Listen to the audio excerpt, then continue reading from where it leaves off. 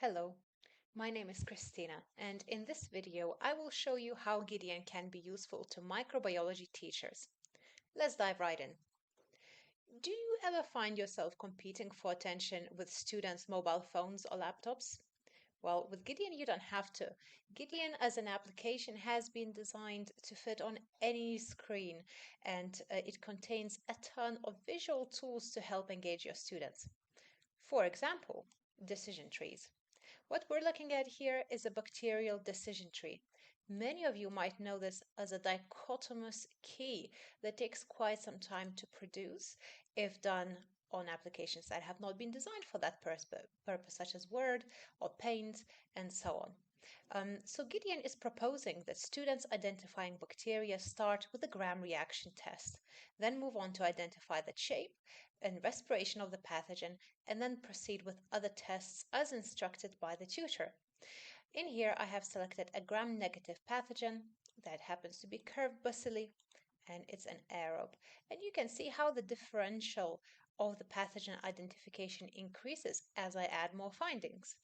I'm going to open this identification list preview, and it will show me the top 10 entries out of 59 pathogens that match these characteristics. I can show the full table if I like and scroll down. We can currently see that Pseudomonas aeruginosa is the top likely pathogen here. And we can also ask GIDEON why something did not appear on the list. So for instance, why is Yersinia pestis not on the list? Well, first of all, you would never be allowed to work with this pathogen in a laboratory setting in a classroom. However, another reason is that it happens not to be curved bacilli and it's not aerobe. So, in other words, students can learn why something did not appear and learn to challenge themselves. We can download this list. We can email this PDF to a friend or a colleague or the entire classroom if we like, straight from the interface. Okay, let me close this identification list and proceed to add more tests. For instance, I identified that the pathogen is acid-fast. And now we have top 3 contenders over here, the top one being this one. I can click through and learn more about the pathogen if I like. It will give me the etymology notes, explaining what the pathogen name means, some ecology notes, and the full phenotype. But of course, all this phenotypic data is not useful unless we can put it into data analysis of some sort. So for instance, we are able to compare pathogens side by side. Again, in this case, I will use bacteria, but we can also compare mycobacteria and yeasts and algae. For instance, perhaps you want to explain to students how different is Yersinia pestis, the agent of plague, Vibrio cholerae, the agent of cholera, and Bacillus anthracis. 3 pretty terrible pathogens. Rest assured, you will never be able to bring those into the classroom. However, you might still want your students to know about these diseases and know how they are different from one another on this phenotypic level. We can also have a look at the typical susceptibility to antibiotics, which is very important again. And if I add the other 2 in here, GIDEON will help us identify which antibiotics in particular will be effective against all 3 of these pathogens. Really, the beauty of the field of medicine is that 25 of these drugs will conquer them all. Okay, again, we can email, we can download this. All of these graphics are available for grabs straight from the interface, and we can compare entire phenotypes. The only way to do that at the moment is by flipping through the book and manually putting this kind of table together. But in GIDEON, you can put together comparison tables for up to 10 pathogens at a time. Now, you might also want to compare diseases side by side and show how different pathogens affect the body differently. So, for instance, I might want to add malaria, tuberculosis, and candidiasis. And I might want to show my students how they are different from one another. So one of the things that is a key difference is that one is a parasitic disease, one of them is bacterial, and another one is caused by fungus. Microbiologists often deal with all three, so it's worth knowing this stuff. Alrighty. Now, when teaching microbiology, it is important to provide global context to the theory, because clinical microbiologists and any medical specialists that go on to work in a hospital will be exposed to that greater context and, in particular, epidemiology of a disease. So perhaps we want to show students the global impact of a pathogen. And again, I will go to plague as one teachable moment here, because many people think that plague is gone and it's an ancient disease. But actually, if we filter this outbreaks map by GIDEON just the last 2 years, we will see that outbreaks of plague are still happening in some places in the world. And here we can have a look at the endemicity legend and see where the disease is most prevalent. But perhaps another disease is of interest, such as botulism. Again, we can produce a map and see where it is more prevalent or less prevalent. This particular map goes back to 1793 and so on. So it's really a lot of engaging data. And as I zoom in, you can see that these bubbles disperse, displaying the exact location of the outbreak. Okay, that's one way to do it. Another way to do it is show the global outbreaks map. And our 2023 global outbreaks map contains quite a few of those.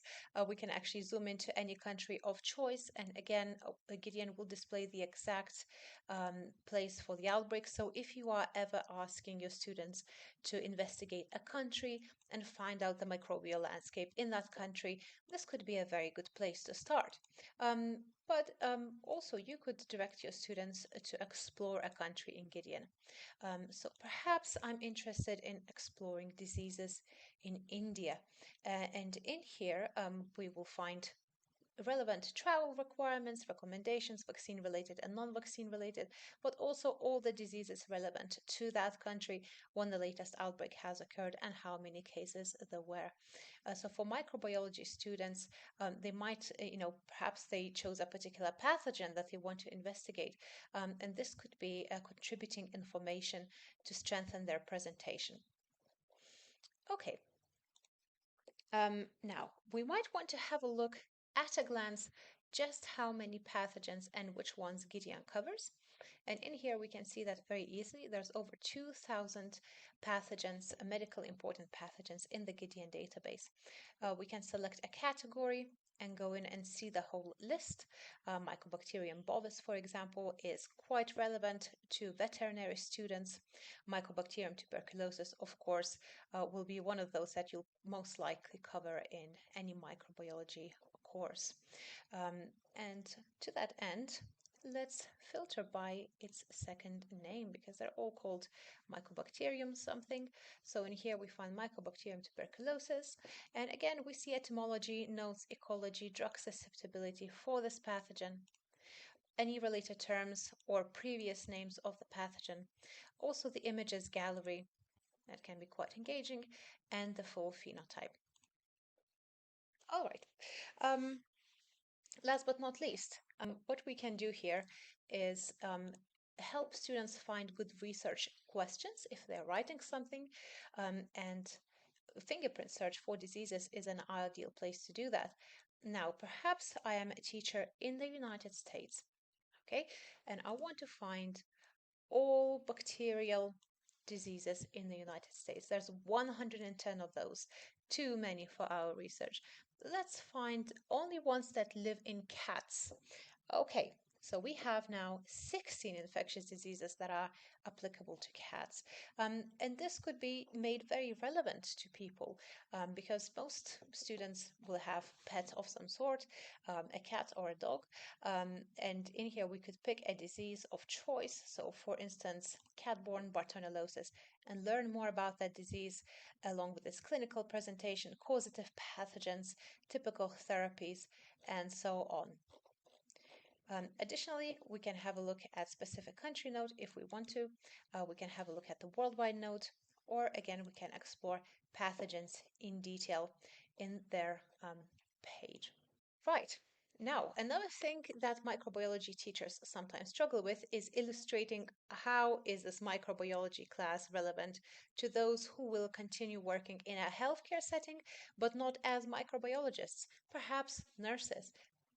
And so, even if they're not going to work in the lab, it is very important to understand your pathogens in the setting where you're working. And healthcare associated infections game of taboo lesson plan helps you do just that. So, Gideon has 20 plus engaging lesson plans available free for you to use and download.